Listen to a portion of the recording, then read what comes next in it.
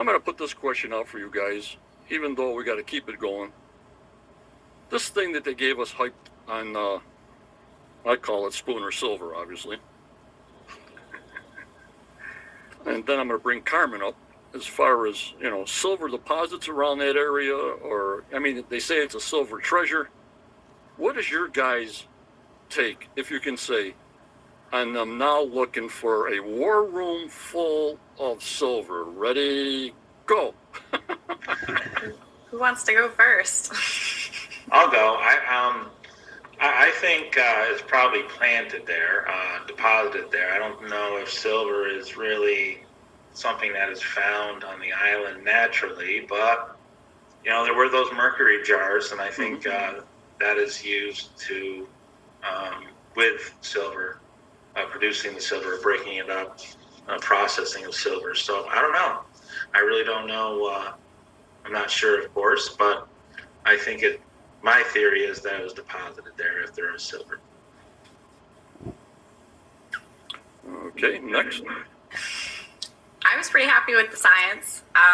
As a science person, a big data person, I thought it was a really great idea, especially since silver is more corrosive and oxidizes, but gold doesn't. So we can't really track the gold, but we could potentially track the silver.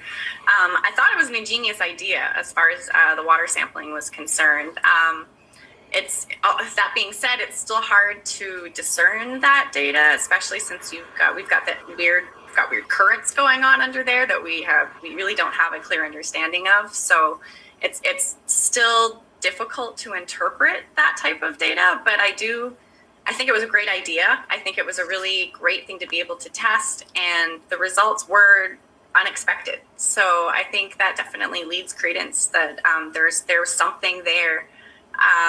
It's hard to say whether or not it's still there in large quantities, or if we're just getting slight oxidized remnants that maybe was left behind. But I do think it definitely adds credence to the story that something at some point was deposited there nearby, and has left traces in those water channels. I think it was a great idea, and it gave some really unexpected results. And I think that's a lot of fun when it comes to trying to apply objective science to something you may not even be a believer in yourself to start.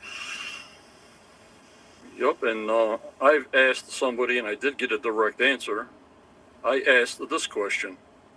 Out of all the soil samples they've been testing for the past, what have they been up there, 13 years? Do you ever check the soil for minerals? The answer up there was absolutely not. And you would think after 13 years, you got your sample, not only looking for a vertical beam or a cross beam, Chris. Yeah. Test it for anything. If there was mercury in there, some spots in the swamp, did they test it for mercury? I think in the swamp, in the clay or somewhere, Chris. There were some broken clay jars that they believed that was a dump pile that they believed that had mercury in those jars. So, right.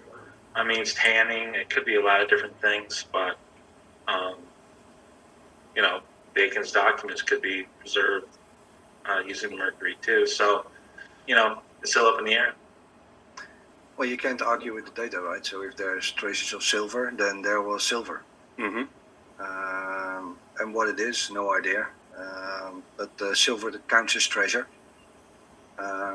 We always discuss gold, but for example, and completely unrelated, of course, but if you would consider, for example, the treasure of the temple in Jerusalem, there was enormous amounts of silver were used. You can read that in the Bible.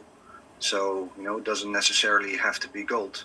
To some extent, I think, silver would be easier to work, easier to keep, easier to anything. So and easier for us to trace. Easier to trace, yeah. So and I'm not going to discuss with Mr. Spooner. I think he's very skilled and very knowledgeable, and I think he was as surprised as everyone else that they found this. You got to go with the science.